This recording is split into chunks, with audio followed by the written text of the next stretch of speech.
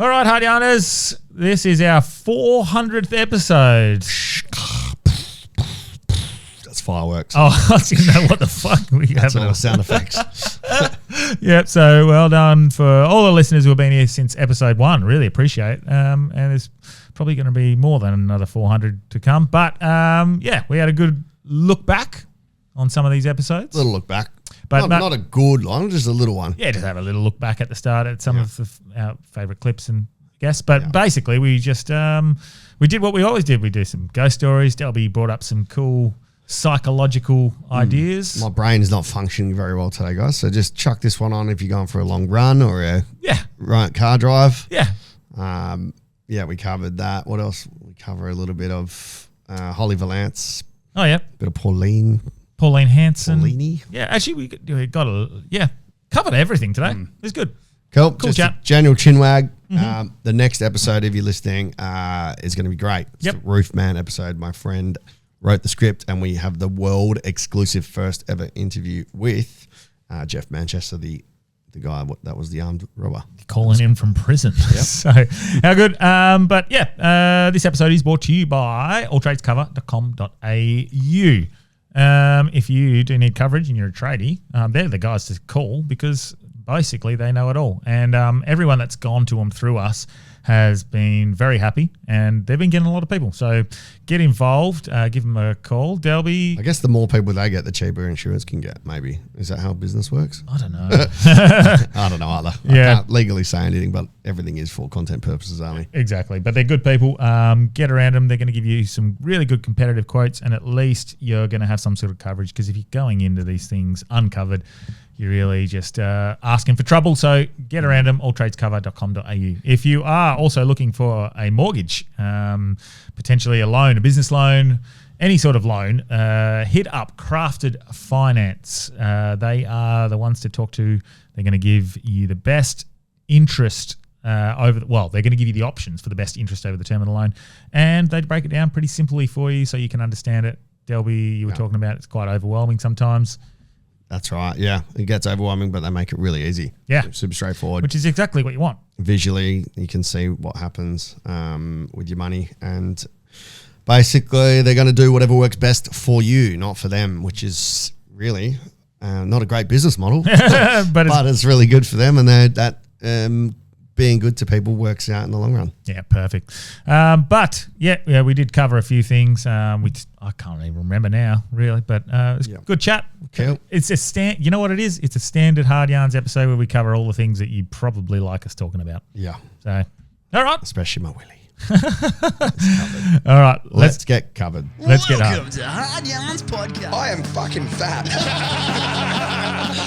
Anything Chris White says, please disregard it. 5D is actually a state of being. It's a unity consciousness. That was Hard Yarns with me, Frankie Rose. So I'm going to throw it over to your co-host, Daniel Delby. And Cameron Branch. I would do this and then I'd gong. Free in attendance for the millions listening at home. Let's get hard. Yeah. See what it is. Okay. Remember about it? Okay. Yeah. All right. Fuck yeah. So, all right. Congratulations, Daniel. Raise the bat. Brian Lara. 400. What's the highest score in cricket? Brian Lara? 400 and something? Nah, Matthew 500? Hayden beat that, didn't he? Or Was did it? Brian Lara go past that? I think he's gone like the highest ever score in cricket. Highest. Because remember Don Bradman. Yeah, we had this chat before. Yeah. Mark Taylor retired on it. Yeah, and then Matthew Hayden just was like, fuck that. Went past it. It. Highest score in Test cricket. I thought it was like Brian Lara, like 400. I thought it was as well. West Indies batsman Brian Lara, he scored 400 not out against England in 04 to surpass the innings of 380 by Matthew Hayden 6 months earlier. And before that, Lara held the score with 375 against England. Ah, there's the confusion. So he had it. Matthew Hayden beat him, and then Lara went, fuck you. Yeah.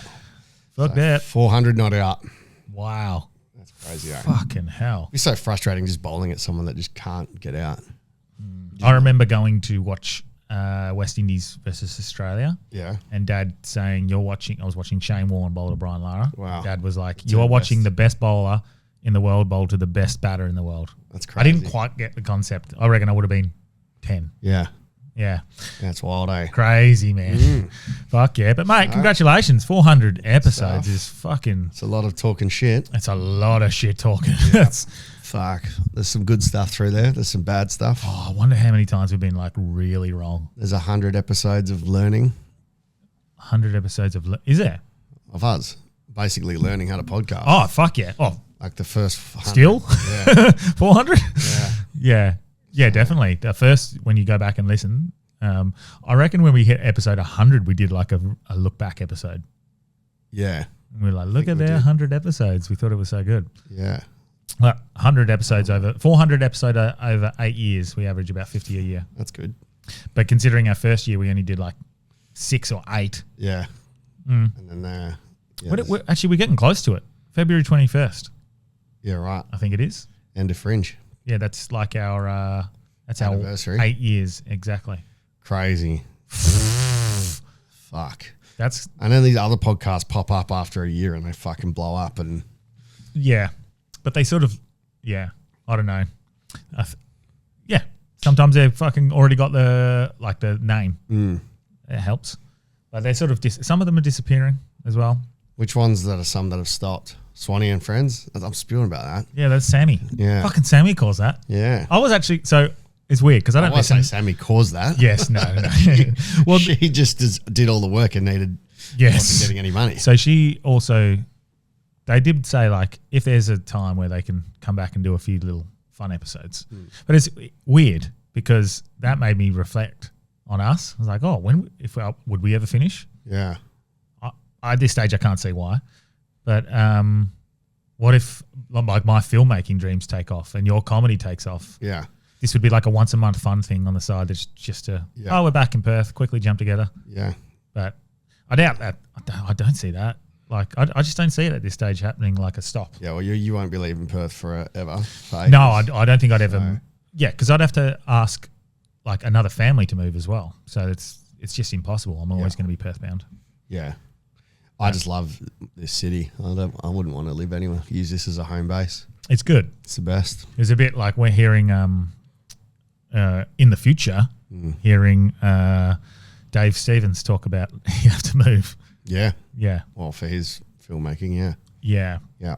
Yeah, well, if you're going to write, but mate, congratulations! It was Sure. it's been good. We're going to go through a few things that we've enjoyed, a few past moments, and then we've also got some new stuff, some cool ghost stories. You got some cool psychological stuff to go through. So it's not just old stuff we're going through. We're going through new. Forgive my lack of energy. I had a big weekend. I'm still recovering. I had a pretty good sleep last night though. I don't think you need to say that anymore. You just go, forgive me. It's just me again. We forgive you. Speaking of which, confessional. We had a few. Good. Saturday was we had like 70, which is great, but like I think 10 people just walked down without paying, which we fucking hate at Fringe. Oh, sorry, I did that the other day. But it was just too many. They were like probably 2 or 3 drinks too far gone. Oh, So yeah. it's just fun, but like they weren't really listening to the riffs and not really getting. Yeah. That's the one thing I think you're always going to struggle with on a room that's not perfect sound, and if they're drunk. Yeah, they were just drunk. You're very clever, I realise. And even the game Particulate we were playing, and I got the Glockenspiel. Kind of rock and feel. But very like some of the things are very clever, and I get personal enjoyment watching you two. Yeah. Go, oh, that was so good. That's my favourite. Yeah. But yeah, it does even frustrated me watching the crowd not get. Yeah. Okay. Yeah. Well, Saturdays, it was good. Like the energy was good. Like the confessions were good. We had like 65 confessions. So it was basically just like fire them out. Yeah. But everyone was just a little too tipsy to really like, to feel like when it's a good show, you feel like everyone's connected and we're all together. Yep. It's just more like we're just going to listen and party. So. You guys would benefit so much from a room like Lounge. Mate, well, we would just benefit if the fucking Fringe actually put on good comedy at their tents. If we just got given every year we apply. We've won Best Weekly Comedy. Yeah. We apply it every year. It's so good. We never get anything from Fringe. Because fucking 10 years, I'm a local, like, yeah, Cam's won 3 Best Comedy Awards. He won Best Comedy and they don't give him a fucking fringe managed. Is he venue. doing Mayor of Midland thing Nah, or he's whatever? doing big, 60 big dumb game show. 6025? Is it 6056? 6056? Big dumb game show. Big dumb game show. That's all he's doing. Yeah, they just don't give any fucking. They just. I love how he's bought into that. That's Actually, hell funny. It's yeah. have you seen it? No. It's good. It's really. Where fun. is he doing it? Balmoral? He's got some at. I think he might be doing it at Balmoral. He's got some at UWA, and I think Hyde Park maybe. If you don't know who Cam is, if you listen to our intro, welcome to the Hard Yarns podcast. And if you don't know who Grant Mushett is from the episode a few weeks ago or last week, he's the one who goes, from the millions listening at home, let's get hard. He's in our intro too. Yeah. Yeah. Pick a number between 1 and 400. 366. 366. We have got Delby returns, comedy tours, AFL Grand Final, and a few hot topics. Oh, we were doing episodes. Yeah, I didn't even think. Is after coming back from Europe, stories on the road, tips and predictions, a little banter along the way, and then briefly touch on headlines like Tylenol, Charlie Kirk, and immigration issues, but only lightly. Yeah. Before steering back into the laughs and footy chats. I wonder how close we were with our predictions. What predictions do you think we made? Here we go. AFL Grand Final predictions. Speaking of bets, what are you going to bet on for the... Well, fuck the Brownlow. Let's The Brownlow. Okay, let's talk footy. I was so far off Yeah, this. cool. Where? Wild. Yeah. Okay. Matt Rowder have 37 votes. Mate, this is the It's- only thing that it's saves it. Matt Rowder. He's a good player. Oh, he'd won it. He had a great year. Oh, that was the Brown I one. was like, fuck, I didn't know predicted Matt Rowder. Yeah. That's wild. That's good. Bailey at 50 to 1. Oops. Rayner at 80 to 1. Okay, I like... Rayner had Oh, that's right. a good game. And I did say Zach Bailey. Yeah. He fucked himself. Yeah. He kicked 5 points, I think, in the first quarter. Yeah. In the first quarter. Yeah. He ended up with 4 goals, 3 goals, 4. 2 goals, 4 or something. 2 goals, 5. I think he got 3. Because I was like, that's it. Charlie Cameron kicked 4.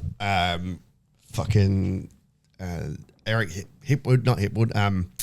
The ruckman McCluggage kicked 4 off the wing. Yeah. No, that's what Bailey got. He got 3 goals, 6. 3-6. Wild, eh? 3-6 and 26. Yeah. No. And I was like, he's going to get more touches, and he's going Yeah. to get an abundance of shots because he'll go forward. Yeah. And he just has to kick some. And he missed first goal. He missed a lot. Yeah. I would have won a lot of money on that. Tylenol, that's kind of just gone away, hasn't it? Yeah. Masha's got a good joke about that. He's like, my mum had Tylenol when I was a kid, and I'm fine, but I know that she had Tylenol. No, I gave him he's got something about him telling Tylenol and then loving trains. I was like, you should just say, yeah, I remember when I was a fetus, my mum took Tylenol. She took it 333 times at 2 o'clock every day, and I'm fine.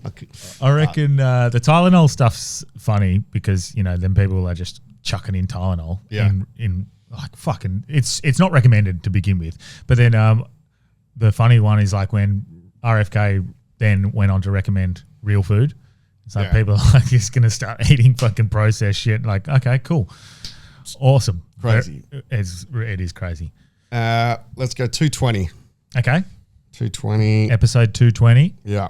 Mm-hmm. Fucking hell. I've got some of my favourite clips actually stored up that right, I might sick. play in a moment. Do that. And it's always hard to find who the favourite guest was. It's always Lara Schultz that sticks out for me. My favourite guest? Oh, I don't know. Yeah, Lara Schultz was great. So I'm booked in next week to get my brain scan. Oh, yeah. So, I think Scotty's sorting stuff. 220, Cam McLaren, homeless problem, life is balance. Homeless problem. What did he wanted to... were you in that episode or was that just me and Cam? I was in it. Fuck, I look young there. We talked the homeless problem, drug abuse, David Warner division, parenting, juicy conspiracy theories, and an in poetry slam poetry contest. That was... Alan Roberts. That slam we did poetry one. was great. Yeah, We should do another slam poetry. I think, that was fun. Yeah, I think it was just... This is slam. We talk a lot of shit.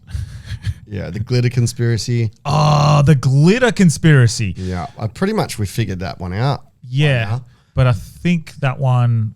The glitter conspiracy was like no one knew who the biggest contractor was, and it's almost been figured out that it's Lockheed Martin or the Ministry of Defense, and they use it for heat-seeking missiles. They shoot Heat-seeking, it off. yeah.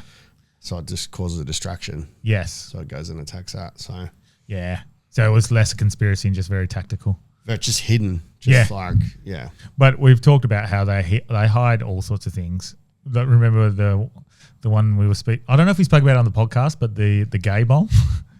The gay bomb. Oh, yeah. Yeah, they're trying to turn him gay. Yeah. The opposition That's gay. a different glitter bomb. Yeah.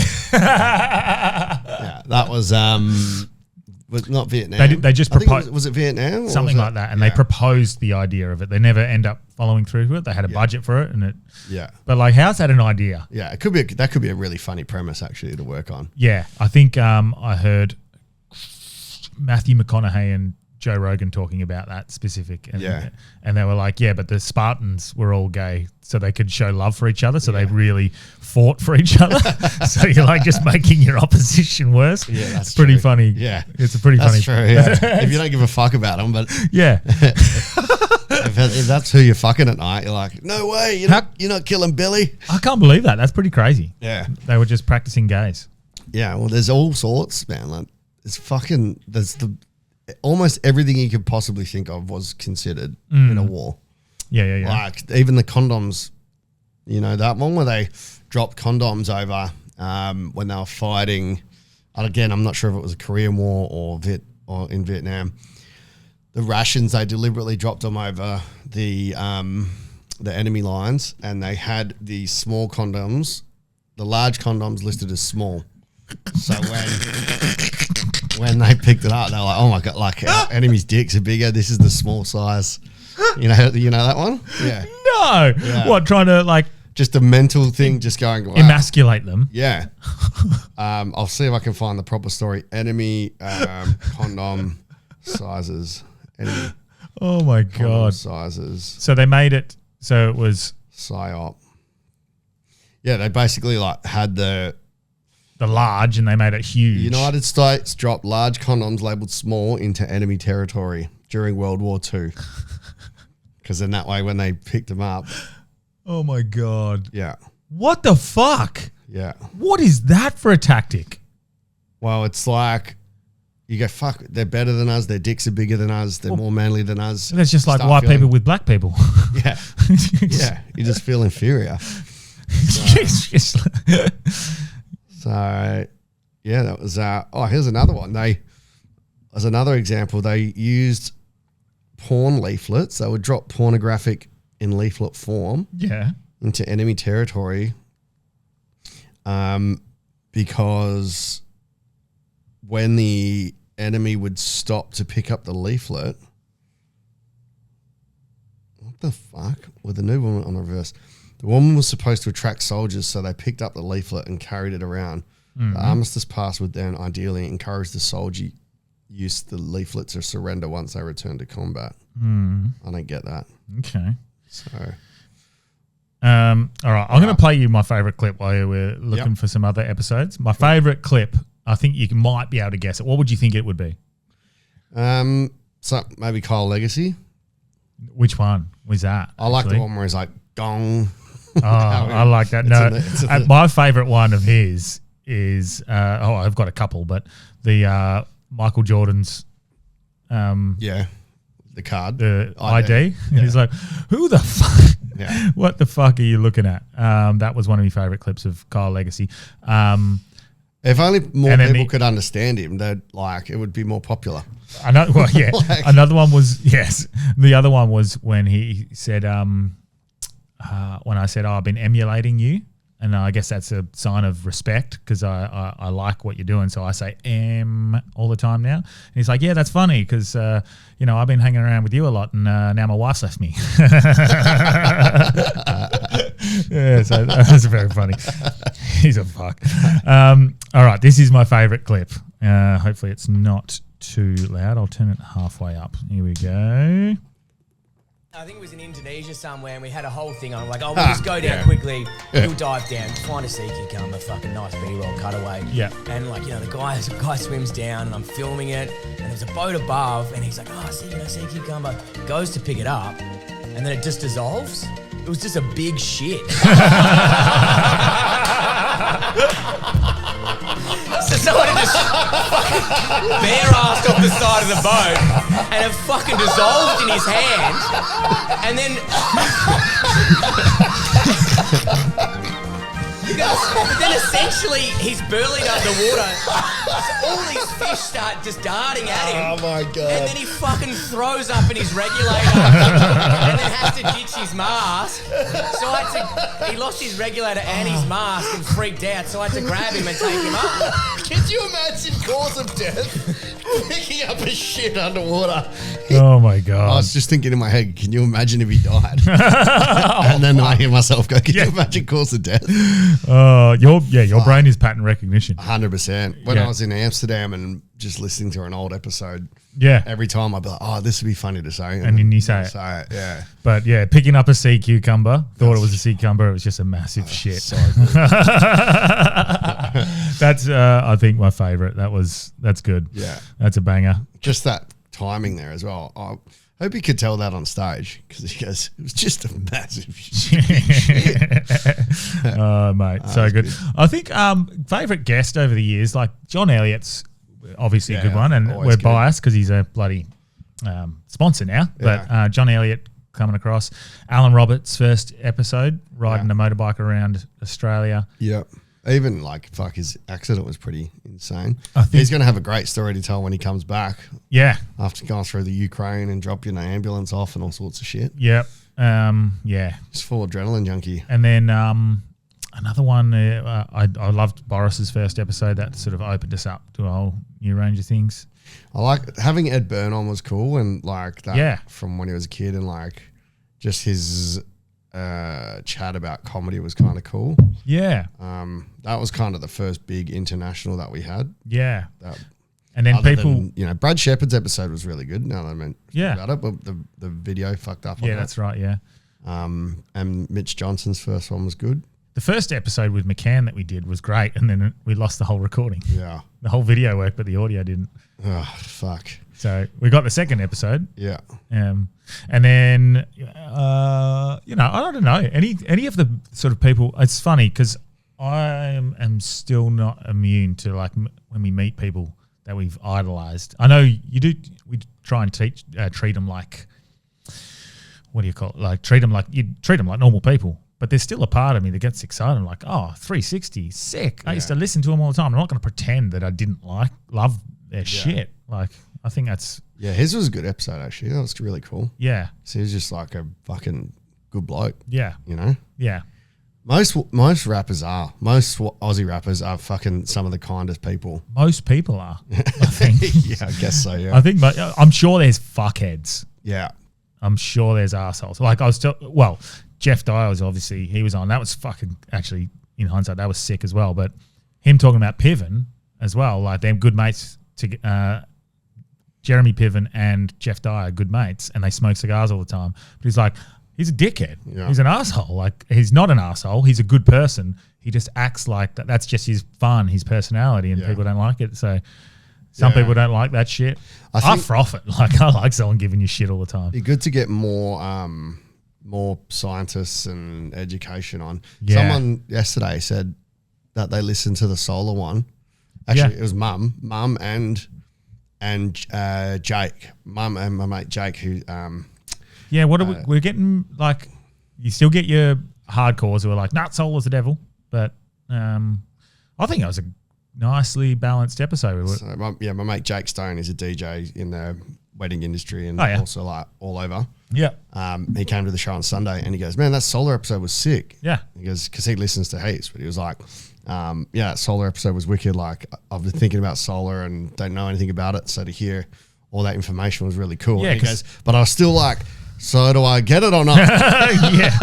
Well, and I guess that's the one of it. It's it's getting there to that point where it's almost the most viable option. Yeah. But you think about it in 20 years' time with more technology and advancements, it's probably going to be there. It's still never, I don't think, ever going to be.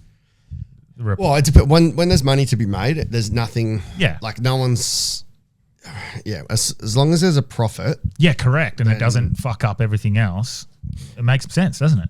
Yeah. But I'm saying as long as someone can profit from it, even if it is free energy. Oh, I see what you mean. Yeah, You know? it could be It's always going to be, weaponized or not weaponized. Yeah. but yeah. you know what I'm trying to say. Yeah, exactly. My words aren't leveraged working today. Yeah, that's Could it. be leveraged. Yeah, Because yeah. apparently there is free energy out there anyway. Seeing that there was a guy, Yeah, Nikola Tesla was all someone that was over getting it. energy from a tree. It was an African dude. I don't know if it was fake news or not, but Yeah.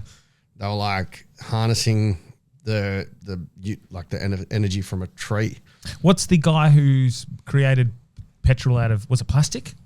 Yeah, there was someone's turned plastic into petrol. Yeah, the new And into some sort of diesel or Yeah. usable. Because to make plastic, you need fuel. So how does that? What came first?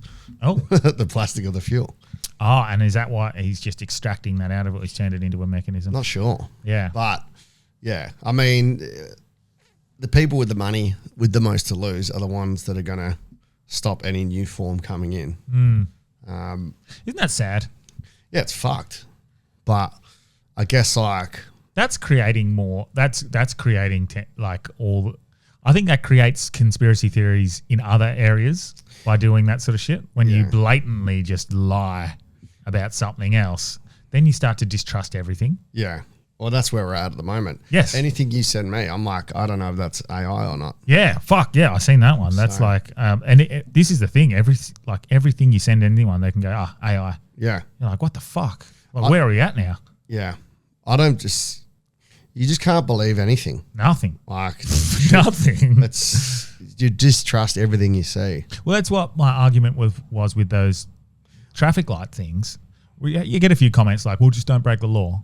Like, we can't all be perfect all the time. Human experience. We're not robots. And what level of distrust are you showing in your citizens if you feel that you have to monitor them at all times? Imagine if we did it the other way around and we find our politicians. We should just have a camera on all our politicians. Yeah, It should be the reverse. And every time they make a little mistake, a little error in judgment, well, they get fined or they lose their jobs. Yeah, we should have 100% in reverse. Instead of them monitoring us, we have cameras on the politicians.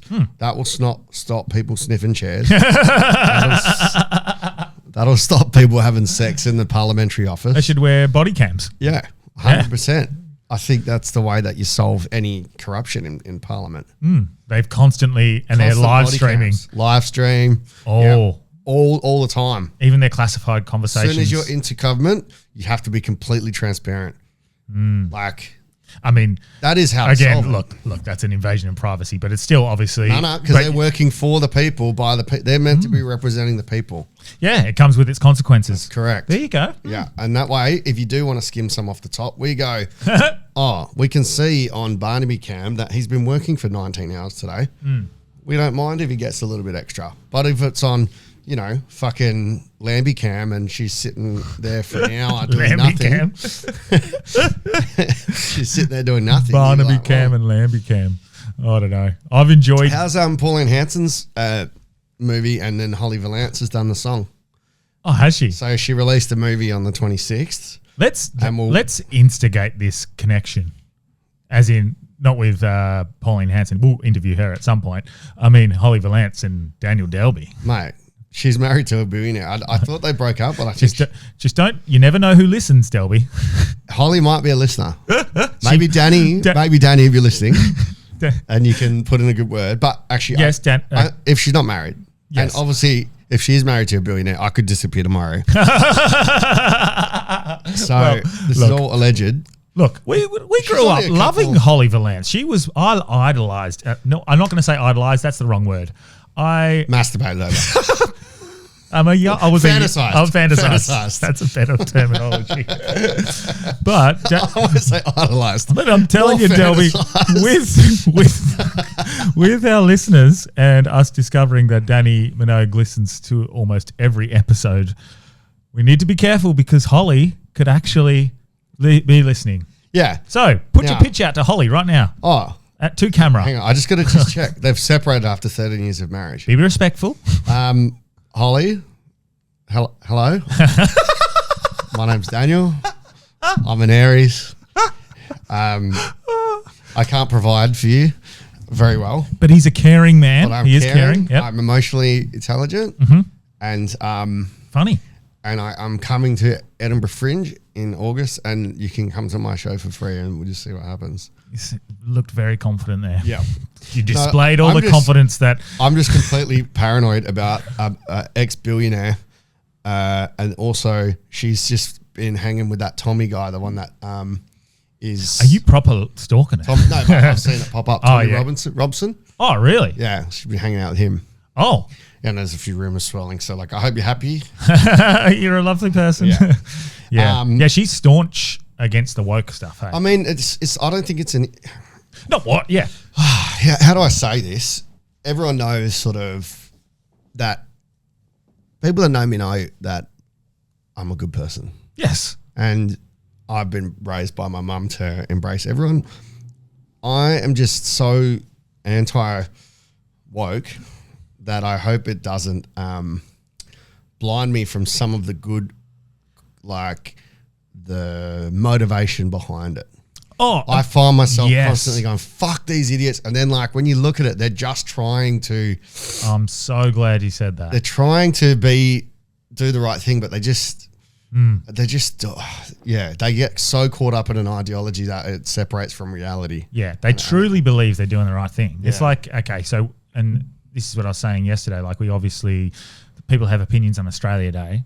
You know, even the people who are saying we have to change the date. Yeah. Or the people who say, I want to celebrate the country we live in, it's beautiful. Yeah. Both sides are not being fucking assholes. Yeah. They truly believe they're on the right side. And you find that, I think, in any debate. Yeah. The woke people that have gone a bit too far, and just the same as the people on the extreme right who have gone too far, they all think they're doing the right things. I guess my issue is like the woke people I'm thinking of are the ones that show up one day out of the year. Yes. Melbourne Cup, no to the Cup, no to the Cup. Yeah. The other 364 days, fucking just live life normally. Yeah. And they're like, oh, I'm fucking morally superior. Or like once a year they'll go Australia Day. They go, oh, this is the day where we go and protest. It's like, what are you doing after that day? Yeah. Nothing. Yeah. You're just going back and doing the same fucking thing you did the day before, which is hanging out with your cats. Yeah. So, yeah, be consistent. Yeah, and don't get on a trend. So I'm a little bit all over the shop today, but no, you made it. I do like that though. That you make the perfect point there. Is don't just chuck them all in a cat, because also we see the extreme of the extreme on social media. So then you think anyone who's left leaning is that. Yeah, and it's the same on the right. Exactly. Fucking the extreme guys on the right are fucked. But it's and then you think it's not even left or right. It's just people with these extreme ideas that are just not very smart or just scared and want to try fit in with somewhere in public. Well, they're a bit surface level. It's all fear-based. Yeah. Everything's fear-based. The left, everyone that's woke, there's a fear base of being oppressed or being excluded for who you are. Yeah. And on the right, it's a fear base, but the other way where it's more like being taken over via immigration or whatever the two different policies are. They're both based in fear. Well, none of them are based in reality. I'll show you a message from someone who's quite influential in this space, who sent me a really nice message about the way we communicate our thoughts, trying to remain in the middle and understanding the other side as well. Yeah. The ones I can't handle, the ones that really make my blood boil, but you got to check yourself, is like you see the American stuff where there might be a big bunch of protesters on the left, say being, I don't know, protesting against ICE, which still I can't understand like why you wouldn't want your government to actually look after your own people legally. Yeah. But this isn't a, pardon the pun, black and white conversation. You're not saying, But like when those left protesters, they're there to protest and that's their right. But if someone comes in to oppose their view, they'll block the camera, they'll shout over the top of them, they'll start screaming. And it's like, you're doing what you are protesting the right for. You are protesting the right to have a voice and be heard to. Yeah. But if someone that disagrees with you, they block all the cameras. That shit fucking does my head in. The ICE situation, and without not wanting to comment on it too much because not enough information and I don't know enough about it, but it looks like both sides have escalated this to a point of just mess. Yeah. I mean, Oh yeah, I mean, I was I'm comment- too dumb to comment on it, but like, this is all I've said to anyone who said to one thing to me about it. They were fucking calling me a MAGA Nazi, blah, blah, blah, blah. And I was like, what the fuck, man? You do realize I was talking about this 20 years ago when Obama was doing it and Biden was doing it. I'm still commenting on it now, and I think it's fucking terrible the way it's all going down. But I've been doing it consistently. You've not said a thing about it for fucking 15 years, and then 3 weeks ago you start getting vocal about it. It's a trend thing. Like, just be consistent. It's all trends. Yeah, if someone's bad, call them bad. Yeah. Yeah.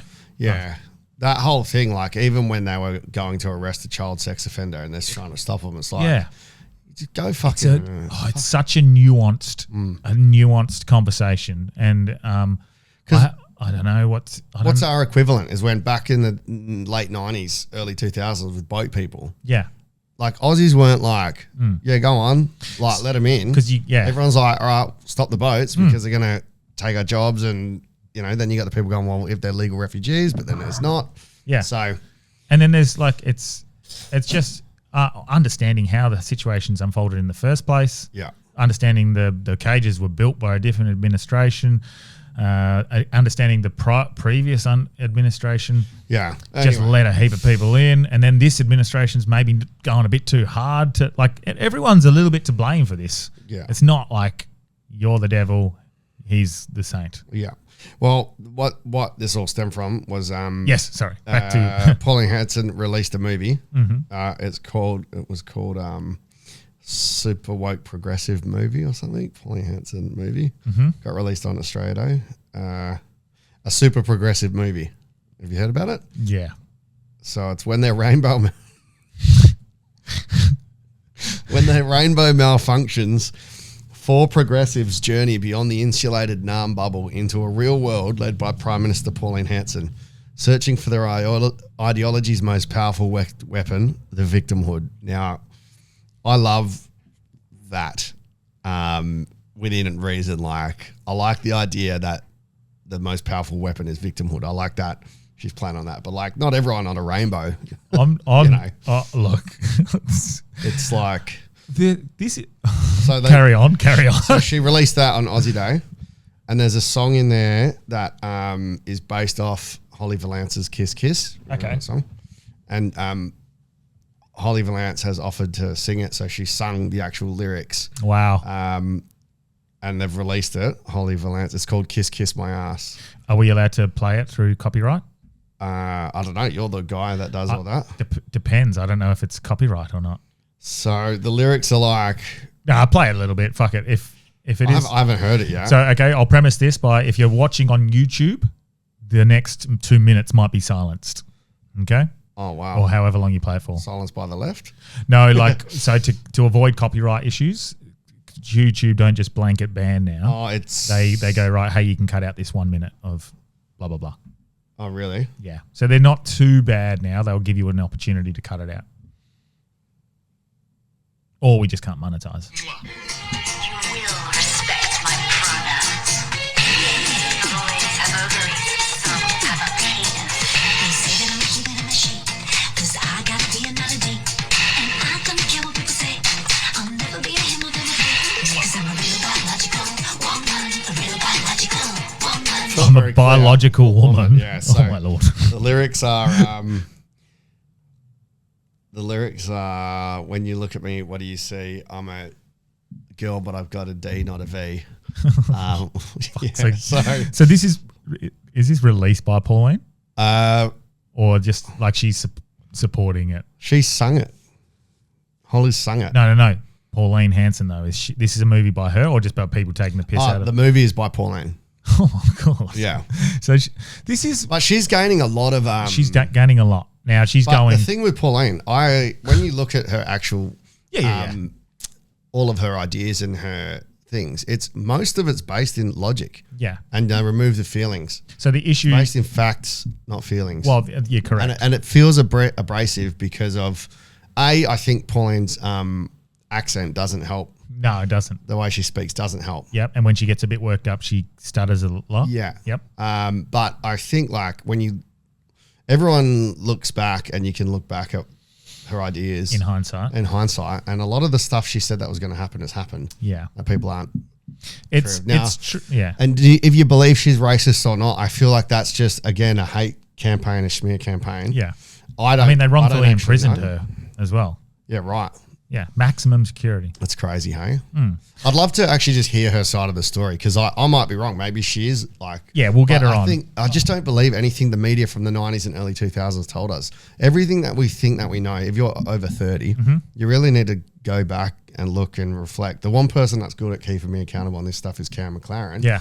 But at the same time, it's like, yeah, I think anything we think we know growing up in the 80s, 90s and early 2000s, Yeah. the more the fuck it you see behind the curtain, the more you're like, oh, wow, this is just like a calculated attack. None of it's true. And I guess when it happens to you, like when I first left teaching to do stand-up and then I had that incident with a trans person, when they come for you, you're like, what the fuck? Like, none of this is based off fact or realness. It's like... Yeah. Well, people take, again, things out of context, don't they? Yeah. And this is the issue with Pauline. There's two issues I think we'll have or we'll find with her because I think she's really good. I think the policies probably are always looking after her. Yeah. I do think, though, one, her bum buddy is Gina Reinhart and that, look, every fucking politician is in with someone. Yeah. They need money.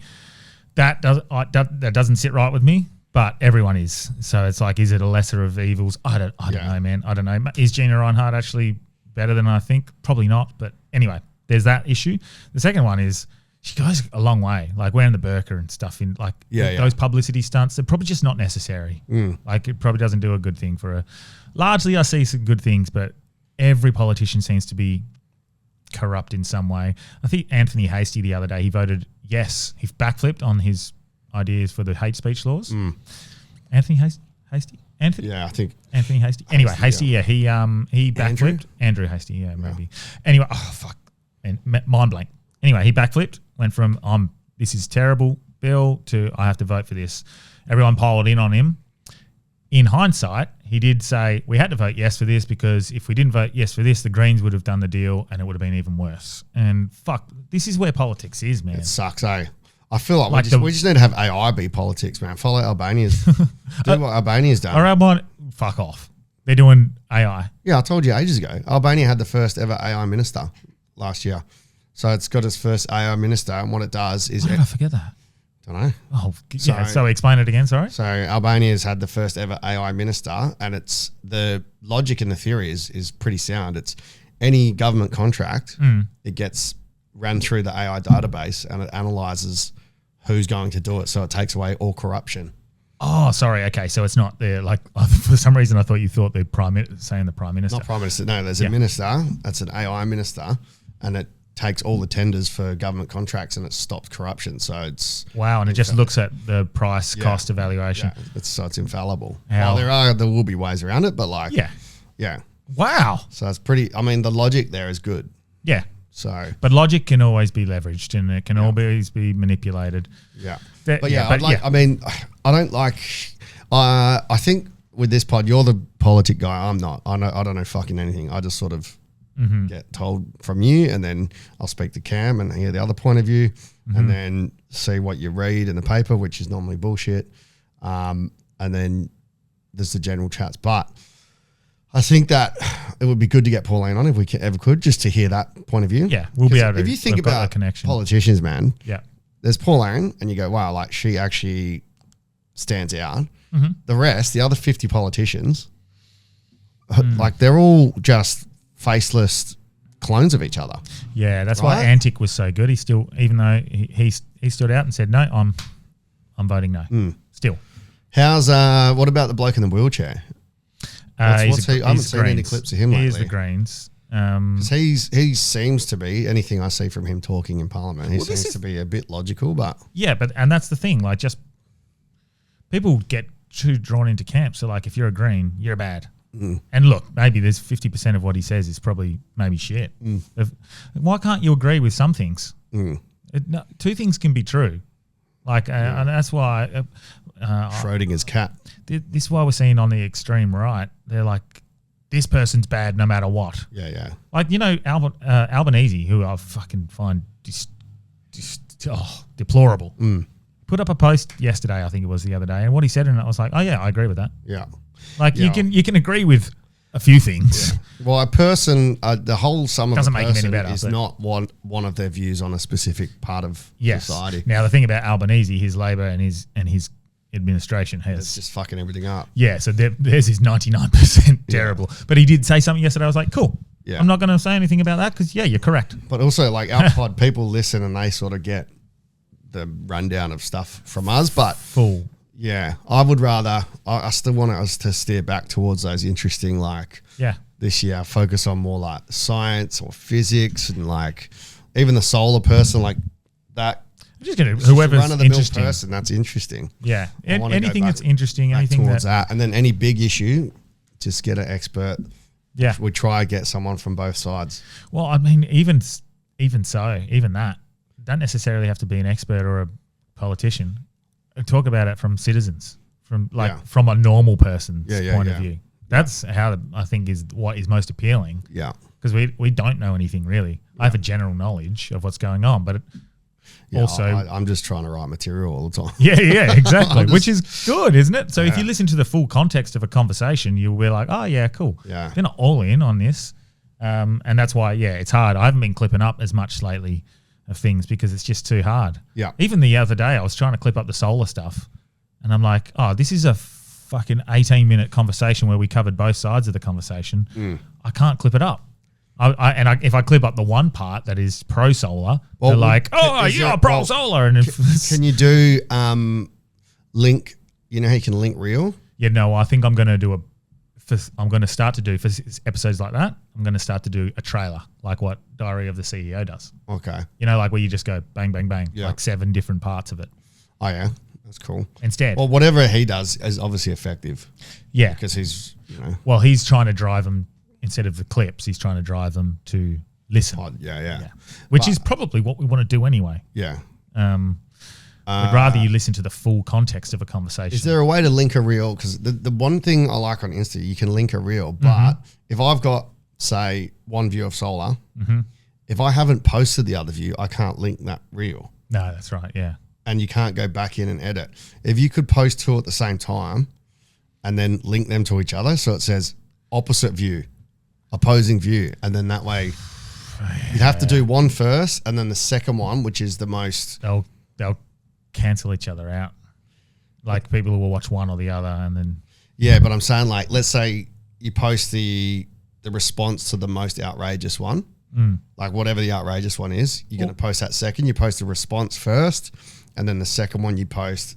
I think I'm just going to post that sort of stuff together and just make it a longer clip and sacrifice the views. Yeah, okay.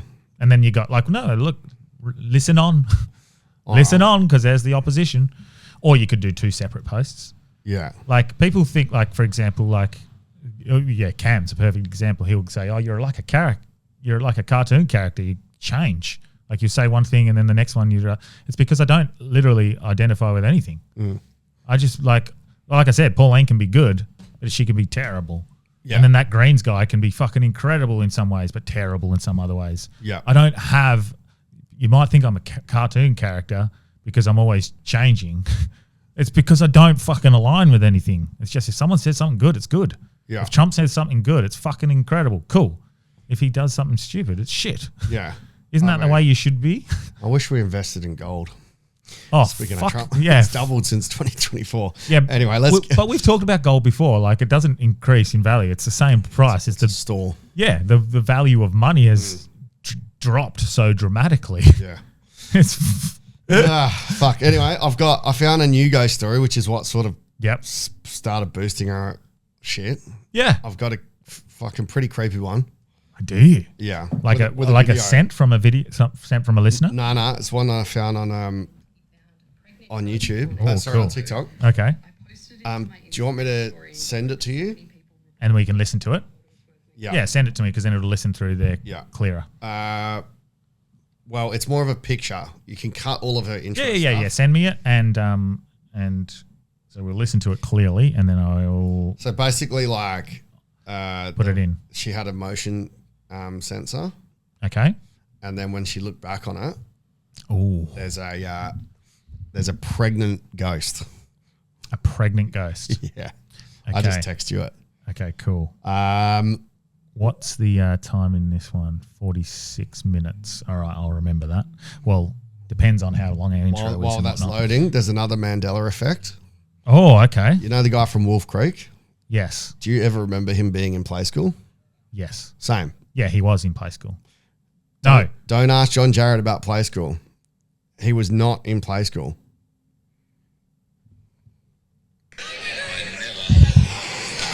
There's a bear in play school. All right. Come to Supernova, and every 5 minutes someone comes up and says, I loved you in play school. I've had a shirt made up. I was never in play school because about 50 times a day I get asked at Supernova, how do I like being in play school? I've never been in play school. Not even once? Not even once. Okay, so I don't know what it's all about. Don't ask me why. I don't know. And I'm over it. And What? I could turn into Mick and headbutt you if you ask me any more questions about play school. All right, I'll move on to the rest. I would if I were you. Never been in play school. John Jarrett. That can't be right. I think his ex, Noni, was on it.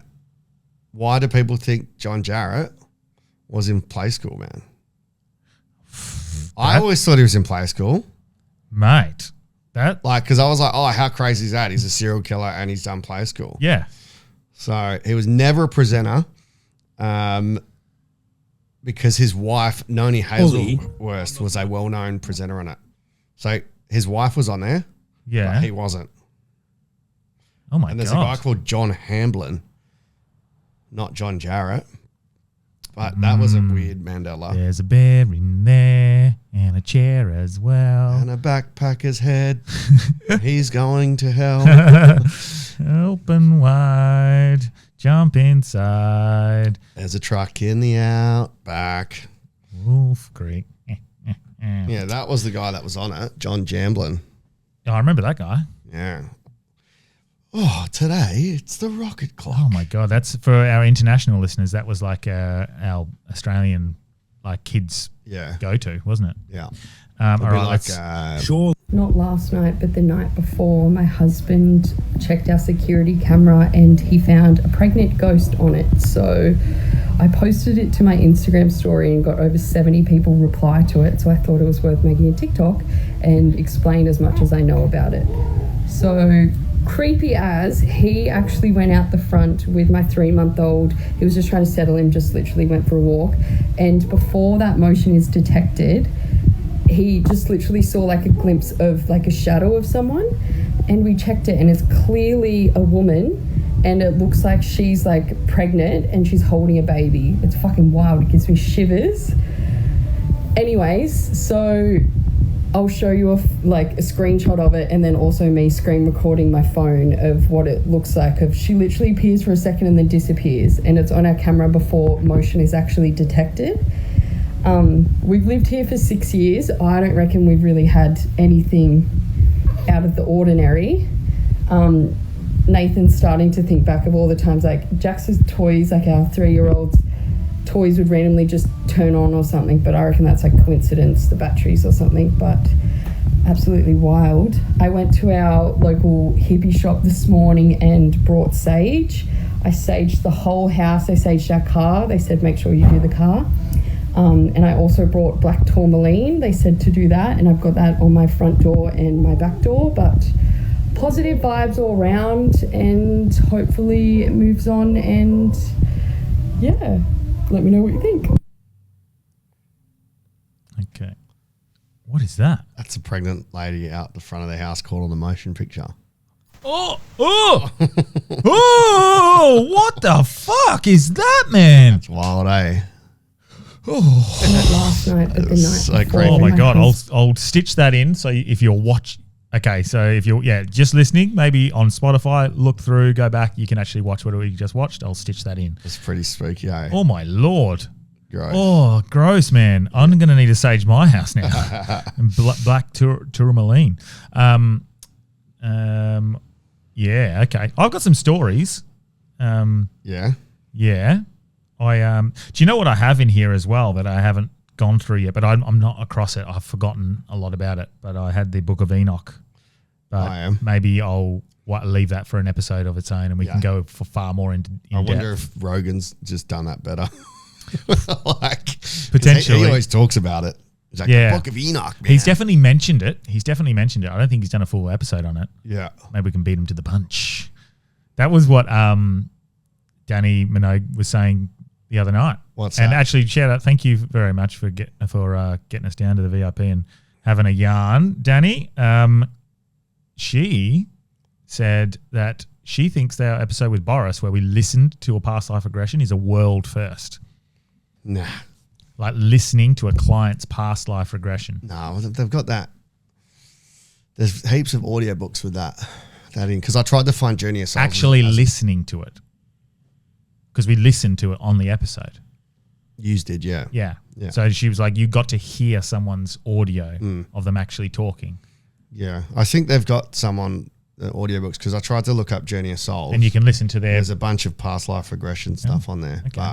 But anyway, well, with regards to the actual full podcast, it could be. Could be a well first. But okay. I've got several ghost stories that are sent in to our listeners. Yeah. Do you want me to tell you one of them? Yep. Okay. All right. Here's one. Can't remember if this is a good one or a bad one. They're all reasonable. It was a Sunday. We were driving and I said to my teenage daughter, "Oh, look, there's your friend and her dad and brother. I wonder where their mum is. She had cancer and got the all clear." And my daughter said, "Oh, I saw her on Friday morning while I was walking the dog and she looked so healthy like she did before. She got cancer, so she must be doing okay." My daughter went to school on Monday and was told that her friend's mum had actually died and couldn't have seen her on Friday as she died on Thursday. My daughter must have seen her spirit. Yep. Don't doubt that. That's a nice one. Like, I think that's true, those ones. Yeah. Especially when it's sort of like unprompted and just a thing like that. I got about 5. In 2021, after a rough breakup, I took my son away for the New Year weekend to a cabin. My granddad was ill in hospital, but I was told he was being treated, so not to rush home. Around 5 a.m. on New Year's Day, I woke up by a flash of light above me and this really warm, tingling feeling wrapping around my back and shoulders like a warm hug. I said out loud, "Granddad, that had better not be you." I couldn't get back to sleep after that because I couldn't shift that feeling that he'd gone.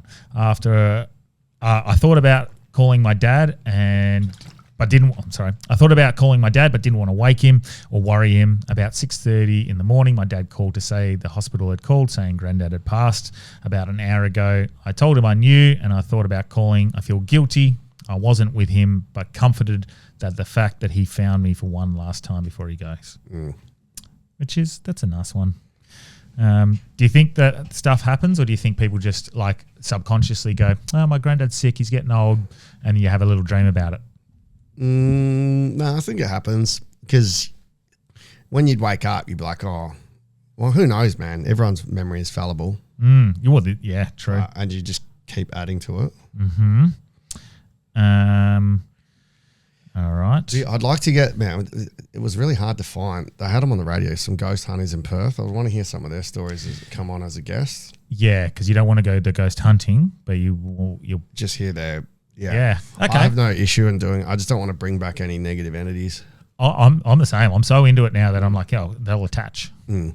So I don't know what to do there. I'd like to just interview them and see what they think. Because I think like on the radio, they were saying like 9 out of 10 times it's always explainable by something else. And they're like, there's that 10% that we still don't know that really interests us. Because I'm like, who decided to use these like EMF things to communicate? Yeah. Like who's like, "Oh, let's do this and that must be a ghost," or "We're going to use this." When you hear them say weird sounds though. Oh, the dead radio thing is fucking weird, hey. It's Have very you seen weird. the guy cleaning graves and it's like, "Thank you." You know, so like, I mean, yes, I have seen that, but is it just like instantly you go, is it someone who's got a tape recorder? Yeah, exactly. Yeah, a tape recorder, pre-record. It is weird, but also we've talked about how ghosts are not ghosts, not in a spiritual sense. They're just on a different frequency level. Let's see. Do you want to see if we can create a fake one that goes viral? Oh. Like we deliberately fake one? To just show that you can fake it? Yeah. I mean, we could, but we just... Well, yeah, we could. Like as a filmmaking exercise. Maybe we should... Yeah, we could. That would be kind of cool with filmmaking. But regardless, maybe we should try and do it. Do what? Like find out how to work one of those frequencies. I don't want to. You don't want to? No. I don't want to fuck with anything. When you watch that shit, I don't want to fuck with anything that lowers my that even brings me down to that realm. Yeah. You know? I was thinking, so like if you're your highest version of yourself, do you think you're your highest vibration? I'm not. Yeah, I still don't know about the vibration stuff. I always question on here. Yeah, because you question whether or not high is better. Yeah. Well, let's say instead of high, centered, or most comfortable. Yeah. Well, if you're most comfortable. Yeah. Do you think? I think the way my brain works, when I get interested in something, and I'm focused on it, that'll bring it down. You know, even if I'm trying to stay up, I'm like, oh, I'm going to focus on this part. Because I've been thinking about this a little bit, and we kind of unintentionally do that anyway, you know, but like avoiding things that bring us down or lower your vibration or whatever. So, for example, eating poor food, you know, you feel heavy and shit after. Like if you just ate the other day when we had the different lunches, and you're like, I regret that, and I had my blueberries and but. Export brought my frequency down. Yeah, export brought your frequency down. So, like, I would say that with a lot of things. So, me doom scrolling in the morning when I wake up, as opposed to having a stretch and having a chat and a coffee with my partner, they're different levels. One's going to bring me down a little bit, or at least narrow me and cut me off from connection, and the other one's going to give me conversation and connection and whatnot. I'm starting to think like that best version of me is less a time or a place, and it's more a feeling. And so why wouldn't you just create that feeling? All those things. So avoid the things that bring you down, whether it's like it's too much coffee for me in the morning. It makes me feel anxious. I get that anxiety sort of going. So just avoid it. Yeah. If I drink too much all the time, after a few weeks, I'm going to be like, fuck, I need a break. Like, just keep it as a here and there. Yeah. And so if I want to be that person, it's instead of like working towards becoming that person, just that be, do, have concept that I've talked about before, just align with it. Yeah. If that's sort of, I know I've explained that terribly. Yeah. But yeah. Do you know what I mean? Yep. You think it's better? Like that future version of you isn't a time, it's a frequency. Yeah. Yeah. Because you lock into it. Yeah. Because you can feel as happy as you did 8 years ago. Correct. Because it's the same feeling. You're on that same wavelength as you were. Like, so why don't I just do that all the time to create those? Well, it's impossible to do all the time. Yes. Yeah. But yeah, having that. Well, that's Buddhism, isn't it? You're just trying to be in that one place. But yeah, removing yourself as the observer, and you can sort of step out and go, hey, this isn't great. Whereas I deliberately make myself feel shit so I can feel better the next day. I'm forcing the highs and lows. There's probably something to that as well. Yeah. Because the contextual, you're like, whoa, like ice baths. Yours is shit. Yeah. I'll do an ice bath and go, wow, that fucking hurt, but now everything feels good. You're like, I was so hungover yesterday, but now I feel fucking vibrant. Yeah. Yeah. Well, my mum said I looked healthy last night. She goes, apart from hungover, I'm looking healthy. Well, okay. Yeah. You definitely. Today I'm like puffy and whatever. I've been like, I actually had a really good sleep last night. First time uninterrupted. For ages. Well, I had a bad sleep the other day because we did the camping. 21% on my Whoop. I drank no beers, but I drank the 0 beers. Broke out red rash. I think I've got a bit of a gluten thing, man. Yeah, right. Every time I drink the 0 beers, Gluten's hard. There could be something with gluten or yeast, or maybe it's just a chemical process that to go with the 0 beers. But it is. Is Whoop worth it, man? Because like, isn't it just monitoring yourself? Like, yeah. So how much is it a year? $150 or $300 or something? Yeah. So what I would say, it's probably good for a year to be able to go to just see what does affect your shit. And then after you unsubscribe, it's useless, eh? You can't use it. Is that right? Yeah, correct. But I would say at least use it, learn, go, all right, when I drink, this affects this. When I eat this affects this. If I go to bed too late, this is what it affects when it comes to my recovery. And then just get a Garmin that you can. How accurate is that, though? Yeah, this is bang on pretty good. I'd love to know the science. Yeah. How does it work? I'm interested because I have extremely low. I think it's checking some stuff. I have very low heart rate, and so I think sometimes when I go up a little bit, it thinks I'm awake, and I'm not. Right. It says I'm awake for an hour and a half a night. Maybe you are. I'm not. No, but maybe extremely light. Yeah. I would. But that would be right, isn't it? Because your wavelengths where you are in that REM sleep, you are sort of. Yeah, but I went down to 37 beats a minute the other night. Yeah, right. And so I feel like going up to 50, it's like, oh, he's awake. Yeah. No, I'm not awake. Fuck, that's a pretty quick wank. yeah. Beats in a minute. Fuck, man. You see it. You see the nights where I follow my heartbeat, and you see like Scotty wake up in the night or something like that. It's very rare, but like you can see like this spike in the night and your heartbeats. I mean, I wanted to do it, but I just didn't want to be trapped in this thing that like I'm going to monitor for a month and then I'm going to pay for a year's worth. Yeah. Yeah. I've been living off my savings for the last 2 months. Fucking everything's draining. So I'm like, oh yeah. Do I want to? I'd like to get someone in that's an expert. We need to get a sleep expert in. Mate. We've been saying that for like 8 years. I've been losing sleep over it. Yeah. Well, Corey talked about it a lot on the last one, sleep. Yeah. But only off what Matthew Walker talks about, which he's the foremost world expert on. I kind of want to go do a sleep study, but I just don't have time. Yeah, do one. Because where do you do? Do you have to sleep at the place? Because I can't sleep without a podcast on and that. But can you not sleep with that sound? Nah. Yeah, I still am. I can't go to bed without it. Yeah, same. I need a TV show on, and I know this isn't the healthiest way to do it. I know, and I don't care. I'm not doing it. I like to have a TV show on. Yeah. And I set the timer. It goes off after 40 minutes or 30 minutes, but I don't like to. Yeah. I used to have to in the middle of the night put my phone on if I woke up. Yeah. I don't have to do that now in the middle of the night. I press play on a YouTube or podcast or something. I don't have to do it anymore, but I did for a long time. Okay. I don't know what's changed. But I saw a cool clip with about an alien, a UFO. Oh yeah. Kurt Russell. Yeah. He was the first person to report the UFO sighting. Oh really? Yeah. Wow. So he's an amateur pilot. Yeah. I've got the clip. I don't know if we listened to it or not. How long is it? It's 1:24. Yeah, fuck it. Okay. This is his reporting of it. Do you want me to send it to you or? Yeah, and then we can hear it through the. It's on. Send it to you on Instagram. Okay, here we go. Let's have a listen. I saw 6 lights over the airport in absolute uniform in a V shape, and Oliver said to me, I was just looking at him and I was coming in. We're maybe a half a mile out, and Oliver said, "Pa, what are those lights?" And I then it kind of like came out of my reverie, and I said, "I don't know what they are." I said, he said, "Are we okay here?" And I said, "Yeah, I'm gonna call in," and I reported it. And they said, "We're not painting anything. We don't show anything." I said, "Well, okay, I'm going to declare it's unidentified, it's flying, and it's 6 objects." We landed. I taxied, dropped him off, took off, went back to LA. Never said a word. He never said a word. I never thought of it. 2 years later, Goldie is watching a television show when I came home. Yeah. And the show is on UFOs. But as I came home, "Hey, honey, how's it going?" And I'm kind of hearing the TV going, and I stopped and I started watching, and it was on that event. Now, that was the most viewed UFO event. Over 20,000 people saw that. And I'm watching this, and I'm feeling like Richard Dreyfuss in Close Encounters of the Third Kind. It's like, why do I know this? You know what? And it's not clear to me. And finally, I said.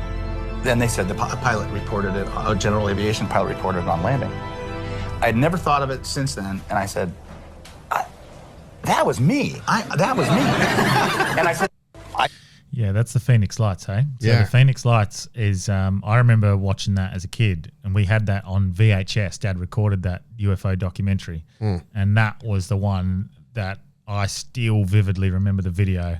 Yeah, I'd never even seen it before. But to have him be the first person that was reported as wild, eh? It is the most reported and filmed incident in UFO history. Oh, wow. It had in the end, it had over, how many witnesses? I want to say hundreds of thousands of witnesses. It was a whole city, like the whole of Phoenix. And it was probably just military or something in the end. Well, it was a triangular craft the size of a football field just floating over Phoenix. That's insane. Silently in 1997. Size of a football field. Yeah. What the fuck? And it's just sitting Was there. it though? Like, could they see it or could they just see lights on the perimeter of in it? the videos, in the video that you see of it, I'll send you the video. I'll show you the video sometime. You can't see anything but the lights because it's very grainy. It's 1997 camcorder, but everyone said they could see like a V triangular shape. Right. And it was just hovering silently. And that's the one could that that really be like, since that was 20 years ago, it could be. Maybe that was them testing out the very first hologram between points just to see, hey, can we make people believe? Oh, maybe. You never know. Anything that comes out now has already been around for 20 years. Oh, that's true. You know? But this was, this one was very heavily reported, very widely reported. And it was a common description as well. Right. Of that sort of one. Yeah, could have been something like that. Could have been a military program, but it's generally comes from reverse engineering. And you've got enough people that have just gone, we reverse engineer alien crafts. Whether or not that's part of soft disclosure, like a Project Bluebeam. Soft disclosure sounds like you're telling a girl you're not going to be able to bar up. I think they're just going to tell you. I think they're just. I think this year is the year. Oh, what's happened there? Interesting. Just randomly speaking of speech, I saved this to discuss. Just for people that do struggle with any sleep. Yeah. I'm yet to try these. I've tried one technique, but it didn't work. Keep your eyes open as long as possible. When you try to stay awake, your brain rebels. It's called paradoxical intention, and it helps you fall asleep faster.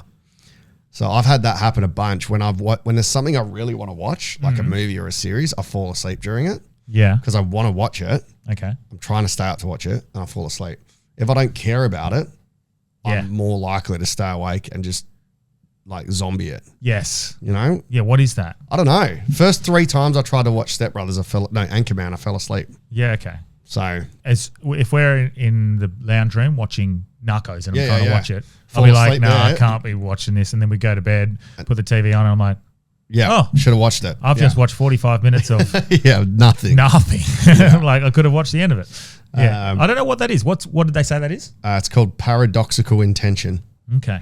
So when you want to do one thing, your body does the other. But so much weird science about that. Breathe in for 4, hold for 7, exhale for 8 is apparently activating your parasympathetic nervous system. Yeah, that's a real one. Put socks on before bed because it's business time. Why put warm socks on feet before bed? dilate your blood vessels and lower your core temperature, signaling your brain it's time to shut down. Yeah. So relax your face, drop your shoulders, and imagine sinking into the bed. The US military developed this to help soldiers fall asleep in 2 minutes. Picture random objects like a horse, a toaster, a tree, a shoe. The cognitive shuffle interrupts anxious thought loops by giving your brain meaningless work until it gives up. We call that politics. Closing your eyes, roll them upward 3 times because it mimics what your eye does during sleep. And clench every muscle in your body for 5 seconds and release all at once. Oh, that's called the prison technique. No, it's not. Progressive muscle relaxation, and it releases the sudden release floods your body with calm. Flip your pillow to the cold side. That's another prison one, because the cold side lowers your head temperature. And count backwards from 300 by 3s. I tried that the other night, but I was too actively focused. It says it's hard enough to keep your brain busy, but too boring to keep you awake. You'll be out before you hit 200. I got down to like 150 and I was like, this isn't working. Legitimately, I was like, too much. Yep. So there's some sleep things. That's just random that we brought up sleep. That's cool. I've got some psychology ones if you want to. Yeah, I'll read one more ghost story and then let's go down psychology. Cool. Okay, I've got a couple more, but I'll smash them out. Okay. About 10 days after my fiance passed away, he passed away suddenly and unexpectedly at age 36. So as you can understand, I was very upset. The day before he passed, he bought balloons and a card for my birthday, which was 6 days later, which is strange for him because he's usually very last minute, like all guys. Anyway, he passed away the next day. Fast forward a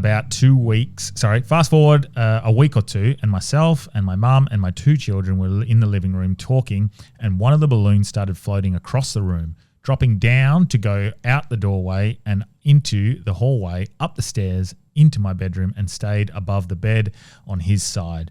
We all seen it, and it was nearly 5 years ago now. and we still remember it. Was like it a helium yesterday. balloon or just a normal balloon? Didn't say if it was a helium, but if it's floating, I'd say a helium balloon. But yeah, to go down, Wow. and just floating above the bed. Oh, that's weird. I mean, if it's true, that's pretty crazy. Yeah. That's nice. That's pretty weird. What else have I got? I got a longer one, I think. Yeah, I've got a one. Cam McLaren just texted me. He's coming to Blazing Swan. Let's go. Oh, sick. I got one from someone in Liverpool. Okay. Hi, I'm Lauren from Liverpool. Hi, I'm Liverpool. I'm fucking Lauren from Liverpool. Having a fucking good time, you know. Fuck yeah. You see Paddy the Baddy. What a fucking fight that was, you know. He got battered. He got battered, lad. Battered, He got battered, lad. He talks so much like my mate Danny. He didn't get knocked out, so. You know what? I got to puff my... Scousers don't get knocked out, We don't get knocked lad. out, lad. We go fucking all the way. I think I'm all right at Scouse. Yeah. Anyway. My granddad was in care... Sorry. Hi, my name is Lauren from Liverpool. My granddad was in care... Sorry, my granddad was in a care home with dementia. I would go to see him most Tuesdays, as that would be my guaranteed day off work. Sunday, when I went to sleep, I had a vivid dream. It was my nan who passed a couple of years before. She asked me when was the next time I was going to see my granddad. I responded, Tuesday. Her response, no, you won't because he'll be dead. I woke up that Monday, had a weird feeling and all conflicted. Should I go and see him or should I do my usual Tuesday, as it was such a weird, vivid dream? In the end, I got on with my day, shrugged it off, and said I'll go back on my normal day at 7:30 a.m. on Tuesday. My phone woke me up ringing. I instantly knew it was my mum ringing to tell me that my granddad had died. So she missed to see him. So was it the dream grandma that said he'll be dead? Yeah. Is the grandma dead or alive? Dead. Oh. 2 years prior. I thought she was doing a long-term poisoning scheme or something. Yeah. Hell plot twist is like, so I called the police on my grandma and they arrested my grandma for attempted murder. Okay. Now this one's quite it's a little bit longer, but it's I think it's pretty decent. Okay. So we'll go with this one. I was in 7th grade when the experience happened. It was December 16th. The church my grandparents founded had their Christmas program early that year because we knew my grandma wasn't going to make it and we wanted her to have one more Christmas. We went to the program. My grandpa took her home after so she could rest a while, and the rest of my family went and picked up dinner. This was all before 5 p.m. We got back, ate as a family. She got tired again and went to lay down while we opened the presents. She got to watch. It's getting later. It's dark out and adults were in her room just chatting while my sister and I were in the living room. The song My Immortal by Evanescence started playing on my MP3 player. I did not add the song. I had a feeling I needed to look back into her room. That's when I seen a misty white figure floating above her and I heard in my ear, death isn't the end. Seconds after the song ended and I heard those words, her monitor flatlined and I just knew I wasn't scared, upset or anything, but by seeing this mist and hearing those words, it calmed me through the whole thing. Even while everyone else was rushing around trying to hide it from me and my sister, my grandpa knelt down and told us she was gone, and I remember looking at him and saying, I know, Papa. She said death isn't the end, and that I got to watch her leave. I thought it was a lyric in the song. So that's kind of... Is it? No, I was saying, no. I thought she was saying I heard No, she just heard it in her ear. Yeah. That's I mean, I don't know. I never know what to think, because sometimes you can make stuff up in your head. You think you've seen that, or like if you... But 7th grade, you're 12. So you're probably not. Like, yeah, most of the stuff is like... When did you have your experience? I was 16. 16. You're not making that shit up. Yeah. Like 4 o'clock. Especially you. 3:30 in the afternoon. Yeah.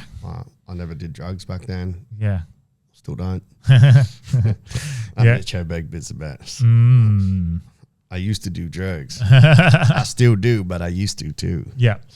What was I going to share with you? Oh yeah, just anytime I come across any head fuckery ones, Okay, cool. Just like psych ones. Should I save them for Wolfie or just do a couple? Save some for Wolfie because I reckon he's great with that. And then we'll pose the question of. I think this concept explains gambling fairly well. Okay.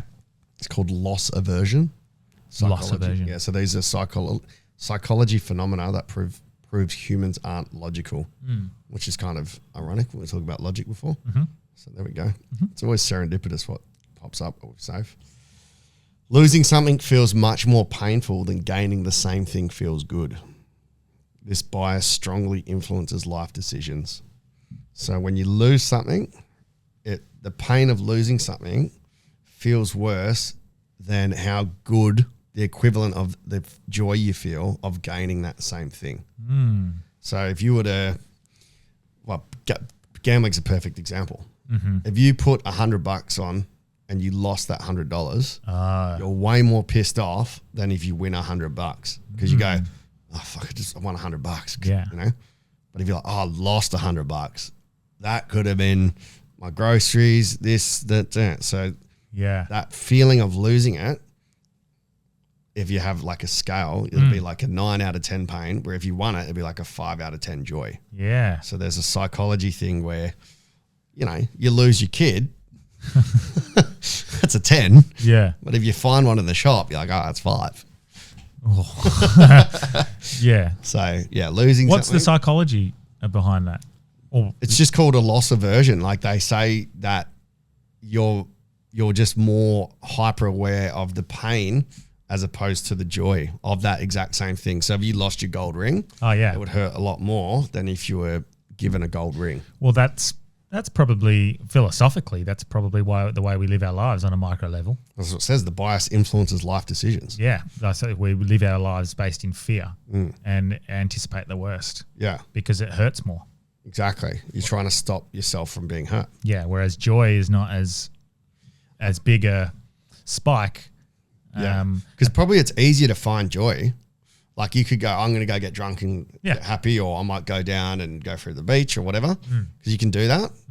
Maybe because there's no control over the loss. If you lose something, it means that you haven't actively tried to lose that. What does you think, and it's very hard for us to all find it completely, but like when you're at peace and when like just everything's fine. Everything's great. It's a dangerous time because something is around the corner. Yeah, but at peace is at peace with the bad as well. So that's like you understand, you sort of go back. I like that one. When I'm feeling just not happy, I'm not sitting there going, how good's this? I've just fucking won that. Or obviously I hate pain, but like when I'm just chilling, like when you're on holiday, generally you're at peace because you're sort of not thinking about your bills, your stresses and all those sorts of things. Yeah. Yeah, I like that. And I don't know what that level of is. Maybe it's not really a level. Maybe that's your base. Maybe that's your neutral. I don't know. Yeah. Contentness. Content, yeah. That's a nice one to feel. Availability heuristic. HEURISTIC. Availability heuristic. Your brain judges how common something is based on how easily examples come to mind. Dramatic events feel frequent even when they're rare. So, think about Bondi. Yeah. You're like, fuck, so many terror attacks. Bondi, 9/11. Yeah. October 7. Yeah. It's once a year. And then the megaphone of the media that brings it out. Yeah. It's like it's that fear, like, this is going to happen. There's a robbery in Mirrabooka. There's a fucking child abduction here. You're seeing it all the time, so you feel like it's always happening. Yeah. The reality is it's fucking very rare. They do that. You can do that with weather events. Right. You know, they'll be like. Manipulate them. Well, yes. They can go, oh, this is we're getting more and more frequent and more strong. And then you end up look at the data and you're just like, oh, they just said that. Yeah. That's not true. Yeah. There's not more frequency. There's not more strength. Just more media coverage. Yeah. And you're like, yeah. So like sometimes these things are they're perceived, but yeah, which is probably why getting off socials and feeds and news is always good. Yeah, because it's always in your face when that reality you're not actually living in that phone. If you look up, you don't see what you're being told. Yeah.